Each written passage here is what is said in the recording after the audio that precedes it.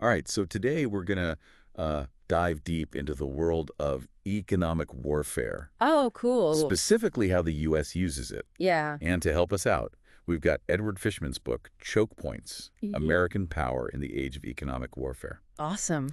Um, One of the things I found really interesting Yeah. is how the U.S. can, exert so much economic pressure Mm-hmm. that it's almost like a military blockade. Wow. But it's all done just by the president signing some documents. Right. We'll definitely get into how that all works. Okay. But first, the world economy is so interconnected now, It is. and that gives the U.S. this unique leverage. Yeah. But using it effectively, that's not always easy. Right. It's not as simple as it sounds. Exactly. And we'll see both sides of that. Yeah. The successes and the times when it, didn't quite work out. For sure. But let's start with something I think a lot of people have heard of, Okay. but maybe don't fully grasp. The power of the U.S. dollar. Right. Yeah. It's not just about the money itself. It's about this global dominance. Yeah. Because so much of the world relies on the dollar Yeah. for trade and for their reserves. Absolutely. The U.S. has this, almost unbelievable power Mm-hmm. to impose these economic penalties. Yeah. Take Russia. After they invaded Ukraine, Oh, yeah. the U.S. froze over $300 billion That's incredible. of Russia's central bank reserves. Just like that. That's money that was instantly inaccessible to them. I mean, it's hard to even fathom that amount of money, Right. And Putin, he clearly did not see that coming. I don't think anyone did. Yeah, but here's the thing. Okay. It sounds like a major win. Mm-hmm. But reading Fishman's book, Yeah? I learned there's a detail that's often overlooked. Okay, I'm curious. Freezing those assets. Yeah, That was tactically brilliant, it was. but it didn't actually stop the invasion. Interesting. So it was powerful, Mm-hmm. but it didn't prevent the conflict. So why do you think that is? Well, the U.S. didn't make it clear beforehand, Ah. what the consequences would be. Oh, I see. So it's a lesson in communication, I guess. Makes sense. You got to be clear on the global stage. Absolutely, yeah. But how did the U.S. even develop these, economic weapons? That's a good question. Where did it all begin? Well, it's a pretty interesting story, actually. Okay, tell me more. So it all starts with this lawyer Okay, during the George W. Bush administration. right. His name was Stuart Levy, Okay, and he was working in the Treasury Department. interesting. And he had this, seemingly impossible task: Right, bet. find an alternative to going to war with Iran Oh, wow. or accepting a nuclear Iran. What a dilemma. Right, what do you do? Yeah, no good options. Exactly, but Then what did he do? well, Levy ended up totally revolutionizing U.S. sanctions policy. Wow. He figured out how to leverage financial institutions Okay. to essentially isolate Iran from the global economy. So it wasn't like a brute force thing. No, it's much more strategic. All about targeting the flow of money, Yeah. shutting off their access. Did it work? It did. Really? Yeah, the 2015 nuclear deal. Wow. That was a direct result of the pressure from those sanctions. So they actually came to the negotiating table because of it. Exactly. It's amazing. And a key part of why it worked was they had a clear objective. Right. Once Iran complied, the sanctions were lifted. Okay. That consistency, that helped gain international support. Even from China and Russia. Yeah, they were on board too. So a clear goal, Mm-hmm. strategic execution, Yep. and a willingness to lift the sanctions when warranted. That's key. Sounds like a pretty effective formula. It can be. But I have a feeling it's not always that straightforward. Right? You're right. There are definitely some more complicated situations For sure. where it doesn't quite work out so neatly. Yeah, sanctions can be a double-edged sword. Okay, let's hear about it. Let's look at Obama's response to Russia Okay. when they took Crimea in 2014. All right, yeah. So Obama imposed sanctions. Right. And initially, they hit Russia pretty hard. They did. But then things took a turn. Yeah, they did. And that's where it gets interesting. Tell me more. The book talks about how Europe was worried Oh, yeah? about the economic fallout. Makes sense. And then Obama himself was hesitant. Interesting. And it all kind of undermined the whole thing. Wow. So instead of increasing the pressure, yeah. the West just kind of wavered. Oh, I see. And that gave Putin this impression Oh. that they weren't serious, Not good. that they lacked resolve. Yeah, I see. And then later on, Trump eased those sanctions. Oh, wow. So mixed signals all around. Yeah, talk about mixed signals. Really acting. emphasizes the importance of consistency It does. in economic warfare. Yeah. But speaking of mixed signals, Oh, yeah. Trump wasn't exactly known for being consistent, was he? Not really, no.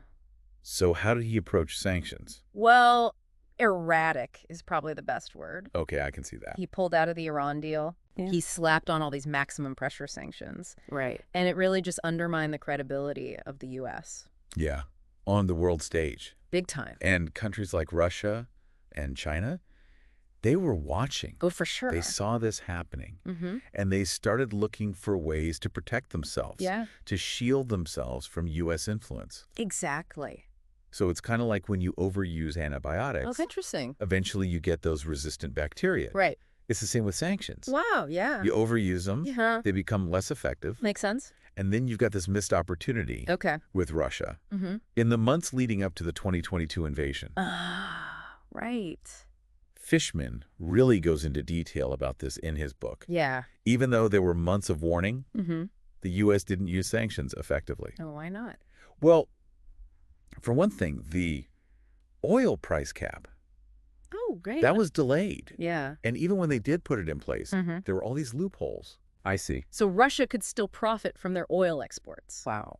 So it didn't have the intended effect. And Putin probably saw that as a sign of weakness, Yeah, exactly. that they weren't really serious. Right. A lack of decisive action Mhm. and strategic planning. And ultimately, that emboldened him. It did. It's really a question about the U.S.'s approach to this whole thing, Yeah. like their overall approach to economic warfare. What do you mean? Well, Fishman argues it needs to be treated more seriously, Okay. like conventional warfare, Interesting. with meticulous planning, Mm-hmm. clearly defined objectives, Gotcha. and a willingness to use everything you've got. So being proactive, not reactive. Exactly, being strategic from the start. That makes a lot of sense. And it's especially important now. Why is that? Well, think about it. China is on the rise. Oh, right. Other potential adversaries are out there. Yeah. It's a complex landscape. It is. It needs a much more sophisticated approach. We've covered a lot of ground already. We have. About the U.S. and economic warfare, Yeah. is there anything else our listeners should know?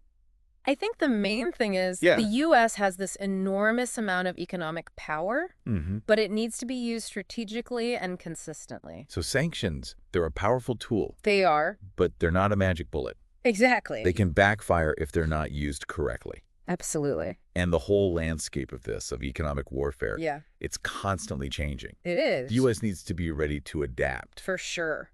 and think ahead. To use this tool effectively in the future. That's a good point. It's going to be interesting to see how it all plays out. Yeah, A lot to think about. definitely.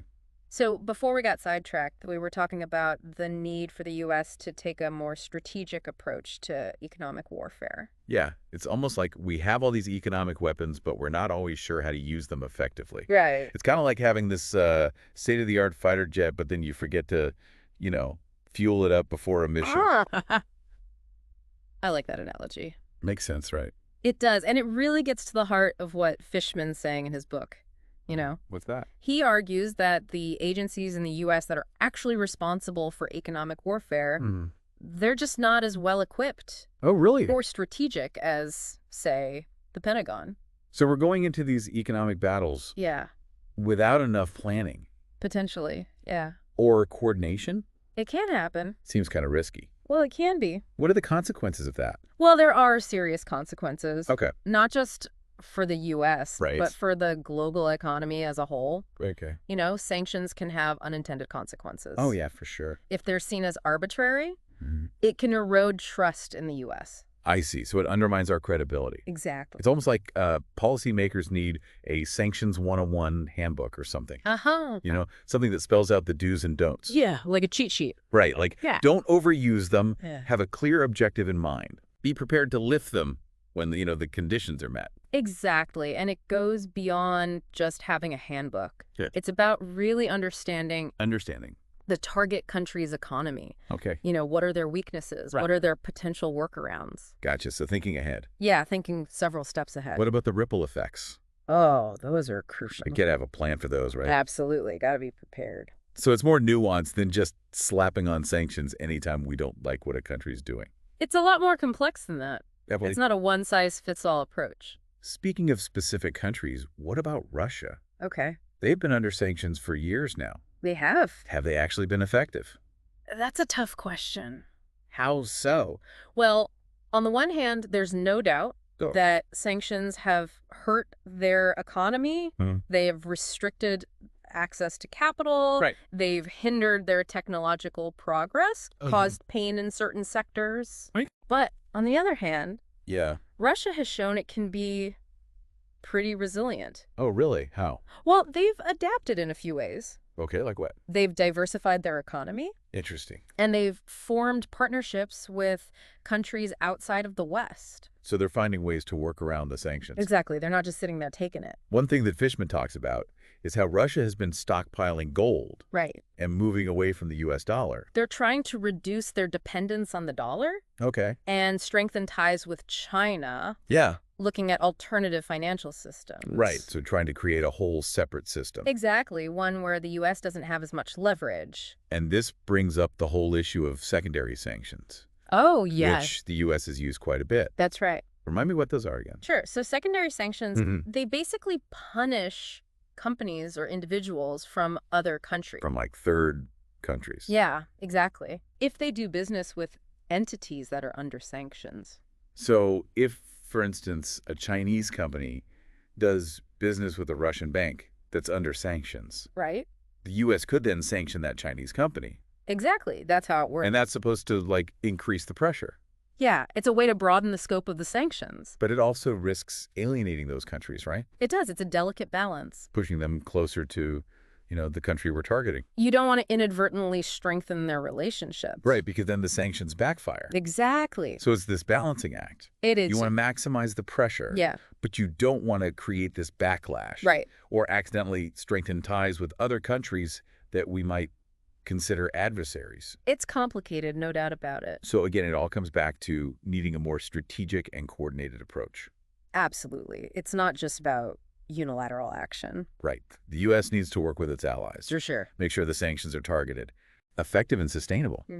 Yeah, you need that buy-in from other countries. Definitely. And communication is key, too. Oh, yeah. Tell me more about that. Well, you have to clearly communicate the goals of the sanctions to everyone, the target country Right. and the Yeah. international community. So everyone's on the same page. Right. It helps build support, Okay. deter violations, Gotcha. and clearly define what the target has to do to get the sanctions lifted. So basically, transparency is important. Yeah, that's a good way to put it. So economic warfare is a lot like conventional warfare. In many ways, yeah. You need a strategic mindset, Absolutely. meticulous planning, Mm-hmm. and a willingness to adapt as the situation changes. You have to be flexible and responsive. Okay, that makes sense. And remember, sanctions are not a silver bullet. Right, they're not a cure-all. They're one tool among many, Yeah. part of a larger strategy. Okay, so what else could be part of that strategy? Well, it could include diplomacy, Okay. political pressure, even military options in some cases. Right, so it's a multifaceted approach. Yeah, you need a whole toolbox. Combining pressure with incentives, Mm-hmm. deterrence with diplomacy. Exactly. Sounds like the U.S. still has a lot to learn I think so. about how to use its economic power effectively, It's a steep learning curve. especially in the 21st century. The world is changing so fast. It is, and the stakes are getting higher. Definitely, it's a whole new ballgame. We've talked a lot about the U.S., We have. but what about the rest of the world? Well, the global landscape is constantly shifting. Yeah, things like the rise of China, Mm. the resurgence of Russia. And all the new technologies that are being developed. Right, all those things. They're creating new challenges. And opportunity. Yeah, I guess it's all about how you adapt to them. It's a fascinating and rapidly evolving area. It is. It's a lot to take in. This whole world of economic warfare. It really is. And it deserves more attention, I agree. not just from policymakers, Right. but from anyone who's interested in understanding Right. How power really works. in the modern world. Exactly. Welcome back to the Deep Dive. We've been talking about economic warfare, using Edward Fishman's Chokepoints as our guide. Yeah, it's a great book. We've seen how powerful the U.S. dollar is, Mm-hmm. how sanctions policy has changed over time, Right. and how important it is for the U.S. to have a more strategic approach. It's not just about reacting anymore. Exactly. You have to be proactive and think long term. One thing that really stood out to me is how much this landscape is constantly changing. It really is. Like it's never static. It's dynamic, always evolving. And the rise of China as this global economic powerhouse. Yeah. That presents a whole new set of challenges for the U.S. It changes the whole game. It's like playing chess, Oh, I see what you mean. where the pieces are always moving. Right. You got to be thinking several steps ahead. Absolutely. Anticipating your opponent's next move while also protecting your own position. It's a constant back and forth. Exactly. And China's been playing the game very well. How so? Well, they've been actively working to lessen their reliance on the U.S. dollar. Oh. And they're building their own financial systems. So they're trying to create alternatives to Exactly. the systems that the U.S. controls. Right. They want to level the playing field. And they're investing heavily in technology, Oh, yeah. like artificial intelligence Uh-huh. and quantum computing, That's right. They're thinking long term. which could give them a big advantage It could. in any future economic conflicts. Definitely. Technology is key. So it's not just about traditional sanctions anymore. It's a whole new kind of warfare. Right, it's about technology, Mm-hmm. control of vital resources, Absolutely. and the ability to influence global supply chains. All of that is interconnected. It really is. And that's where the idea of choke points comes in. Okay, remind me what that is again. So Fishman argues Yeah. that the most important choke points today aren't physical locations anymore. Oh, interesting. It's not about controlling strategic straits or canals. I see. It's about controlling Okay. the technologies, Mm. the networks, Right. and the financial systems. That are essential to the global economy. Exactly. So things like semiconductors, Yeah. rare earth minerals, Uh-huh. undersea cables, That's right. even social media platforms All of that. could become weapons in a future economic conflict. They could. It's a whole new arsenal. Wow, that's kind of scary. It is. It's a lot of power. So the U.S. needs to be thinking strategically Absolutely. about how to secure these choke points, Right. How to protect them. how to build resilience against potential disruptions, Mm-hmm. You can't just assume they'll always be there. and how to use them to our advantage. It's a complex game. It is. It sounds daunting, It is daunting. especially with technology changing so fast. Yeah, it's hard to keep up. And the global economy is so interconnected. It's like a giant web. Everything affects everything else. Exactly. It's all linked together. But the U.S. has to figure it out We do. if we want to maintain global leadership, And protect our interests. right, in the years to come. It's crucial. So for our listeners out there, Mm-hmm. people who aren't policymakers, Right. but who are interested in this whole world Yeah. of global power dynamics, It's important stuff. what are the key takeaways? Well, the first thing is economic warfare is here to stay. Okay. It's not going away. We can't just ignore it. Exactly. It's a powerful tool. It could be used for good, Or for bad. and it's becoming increasingly complex. It is. It's constantly evolving. And we can't underestimate technology.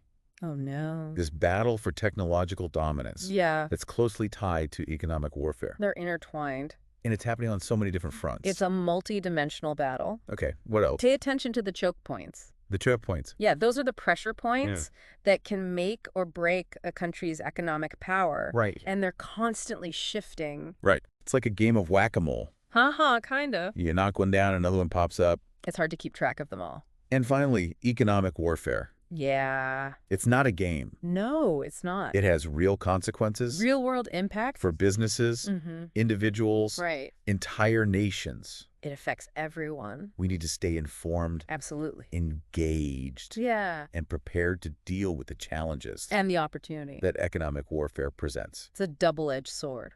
This has been really eye-opening. It has, hasn't it? This deep dive into choke points. Fishman really knows his stuff. He does. It's given us this glimpse Into this complex world. of economic warfare. It's a world we all need to understand better. And it's raised some really important questions It has. about the future of U.S. power and influence. How do we navigate this new landscape? Exactly. How do we adapt and evolve? Big questions. If you're interested in learning more, Definitely check out the book. I highly recommend it. It's a great read. Choke Points by Edward Fishman. It'll give you a lot to think about. It will. And if you enjoyed this deep dive, Yeah. please like and subscribe. And leave a comment. We'd love to hear your thoughts What resonated with you? and any suggestions you have for future episodes. We're always looking for new ideas. Until next time, Keep exploring keep learning. and keep diving deep.